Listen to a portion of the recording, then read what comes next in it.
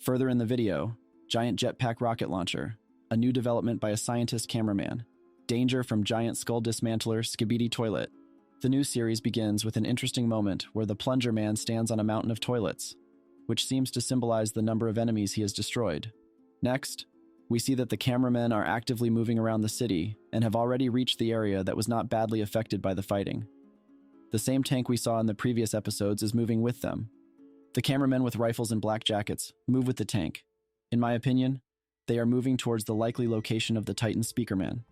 Then they encountered the flying skibidists, who tried to damage the tank with their small missiles, but were destroyed by the cameraman's rifles. We can see that this rifle fires an electric charge, and one shot is enough to paralyze a small skibidist. No chance of salvation for him, which is what we have seen now. Then there is the appearance of a rather unexpected character, the giant jetpack rocket launcher, which is equipped with 5 large missiles to destroy armored objects, and a jetpack for faster movement. The Titan cameraman comes to the rescue of the cameraman, and he had to fire his weapon and deliver several quite strong blows to destroy the giant jetpack rocket launcher. In fact, most of the skibidist scientists' new developments take into account the strength of the cameraman and include armor of higher quality to withstand more impacts. Next, we see small camera drones holding in their claws a new development of cameraman scientists, namely parasites that will be able to capture the brains of skibidists and possibly save the infected Titan speakerman. In my opinion, this development is quite logical, because we see that the cameramen are moving around the city to save Titan speakermen, and I think their own parasites will be able to do it. Next, several cameras are destroyed by the flying skibidist, whose appearance we see for the first time.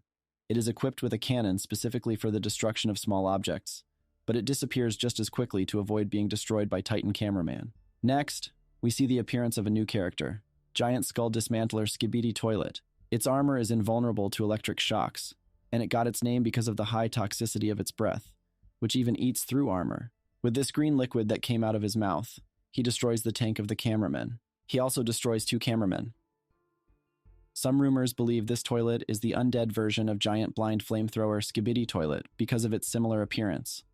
Also, other rumors believe this toilet is undead version of giant dual laser skibidi toilet because both has skull on it, which the rest of 3 toilet are the same victim of Titan cameraman. After the Titan cameraman knocks down the armor, we see the eyeballs completely burned out, but they remained in place, which can serve as a confirmation that this toilet is the undead version of the giant blind flamethrower skibidi toilet, since the latter had protection on the eyes. As far as we can see, it destroyed upgraded Titan cameraman's arm cannon. After that, Titan cameraman was forced to throw it away. I think that in the next episodes we will see some new weapons for him to replace the destroyed ones. And then we can see the remains of a destroyed tank, which was driving all the time to save the infected Titan speakerman.